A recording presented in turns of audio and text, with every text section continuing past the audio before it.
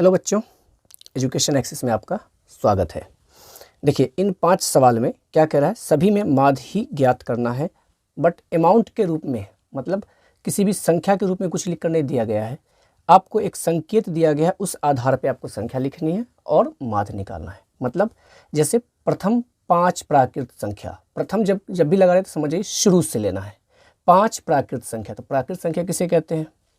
गिनती की सभी संख्या को प्राकृत संख्या कहते हैं। इट मीन्स 1 से शुरू होती है गिनती, 1 2 3 4 5, तो हो गया प्रथम 5 वो प्राकृत संख्या हो गया। अगर प्रथम 3 कहता तो मात्र 3 लेते।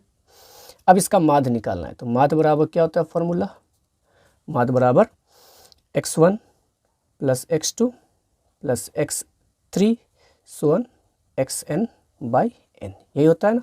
तो हम लोग यहाँ पर वैल्यू पुट करेंगे। x1 बोले तो पहला पद या पहला मद कितना है? 1, फिर 2, फिर 3, फिर चौथा है 4 और पांचवा है 5 बट्टे n, मतलब मदों की संख्या या प्रेक्षकों की संख्या। तो कितना है? 1 2 3 4 5, सब में 5 ही है, तो बट्टे में 5। सभी को जोड़ दिया जाए तो कितना हो जाएगा? 5 4 9, 9 3 12, 12 2 14, 1 15 भागा 5, 5 1 का 5, 5 दिया 15। इट मीन्स कितना आ गया? प्रथम 5 प्राकृत संख्या का माध्य 3। अब देखिए, ये पहला हो गया। दूसरा देखिए, प्रथम 5 सम संख्या का माध्य। तो सम संख्या किसे कहते हैं? वह संख्या जो 2 से पूर्णतः विभाज्य हो। इट मीन्स सबसे पहली सम संख्या होती है 0, फिर 2 4 6 8, हो गया 5, 1 2 3 4 5। अब इसका निकालना है माध्य।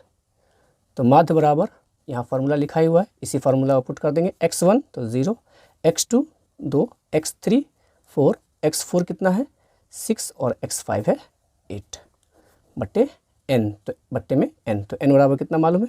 5, तो बट्टे 5 कितना हो जाएगा? 8 और 6 14, 14 4 18, 18 2 20 भागा 5, 5 1 का 5, 5 चौ का 20, मतलब 4।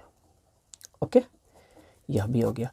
अब कह रहा है अगला प्रश्न में, प्रथम 5 सम प्राकृत, इसमें बोल रहा था सम संख्या, इसमें बोल रहा है 5 सम प्राकृत संख्या, मतलब प्राकृत संख्या होनी चाहिए, वो भी सम प्राकृत संख्या। ठीक है, तो सम संख्या तो 0 से शुरू होती है, 0 2 4 6 8, मगर यहाँ पर क्या लेना है? सम संख्या भी होनी चाहिए, प्राकृत भी होनी चाहिए। और हम लोग जानते हैं प्राकृत संख्या 1 से शुरू होती है, 0 से नहीं। इसका मतलब 0 छूट जाएगा, तो सम प्राकृत में 0 शामिल नहीं होगा। जब सिर्फ सम संख्या रहे तो 0 भी शामिल, जब सम प्राकृत कहे तो उसमें 0 नहीं लेंगे। मतलब 2 4 6 8 10 हो गया 5 गो सम संख्या, और यह प्राकृत भी है, 0 शामिल नहीं होगा।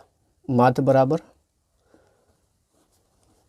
x1 plus x2 plus x3 plus x4 plus x5 by n, तो n कितना आपको मालूम? बाई n, तो 5 है। फार्मूला एक बार लिख दिए, इसलिए बार बार मैं नहीं लिख रहा हूँ। जोड़ देंगे 10 8 18, 18 6 कितना हो जाएगा? 24, और 24 और 4 हो जाएगा 28, 28 2 30 बट्टा 5, 5 1 का 5, 5 6 के 30, मतलब 6। प्रथम 5 विषम संख्या का माध्य क्या होगा?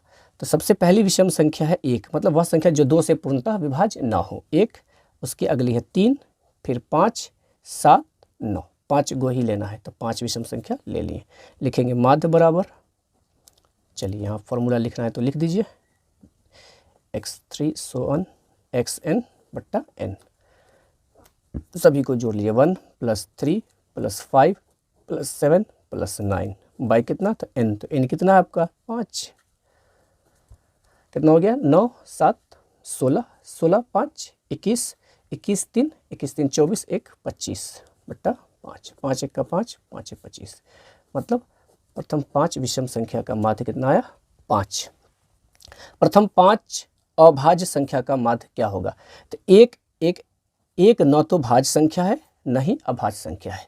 ठीक है, ये एक न तो प्राइम नंबर है, न ही ये कंपोजिट नंबर है, एक मात्र विषम संख्या है। तो सबसे पहली अभाज्य संख्या है 2, मतलब वह संख्या जो खुद से, स्वयं से या एक से केवल विभाज्य हो। तो 2 सबसे पहली अभाज्य संख्या है, उसके बाद अगली अभाज्य है 3, उसके बाद क्योंकि शुरू से क्यों ले रहे हैं, क्योंकि सभी प्रश्न में प्रथम लिखा हुआ है, इसलिए शुरू से ही सबको लेना है।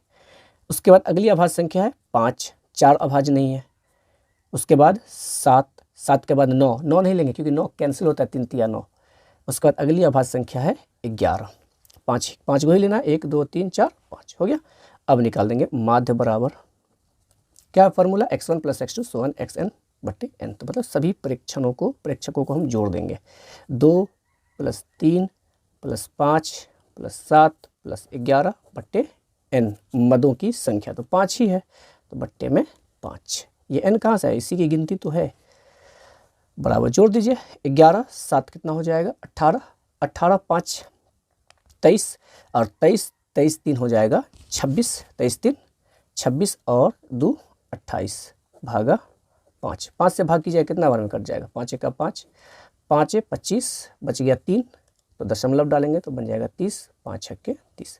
तो 5.6 आ गया प्रथम 5 अभाज्य संख्या का माध्य। ठीक है, ओके।